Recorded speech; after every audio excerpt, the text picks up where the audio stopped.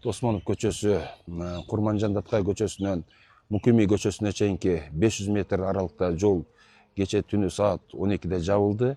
Жолдун жабылганын себеби жер астынан өтүүчү коммуникациялар, искусственный сооружениялар, ошондой эле электр кабелдерди өткөзүү максатында Ош шаарынын мэри Жанарбек Кубанычовдун тапшырмасына ылайык мына 14 күндүн ичинде жолду толугу менен ачабыз. Жумуш күчөтүлгөн режимде жүрүп жатат. Ош шаарынын тургундары жана конокторуна келтирилген ыңгайсыздыктар үчүн туура түшүнүк менен кабыл алууну өтүнөбүз.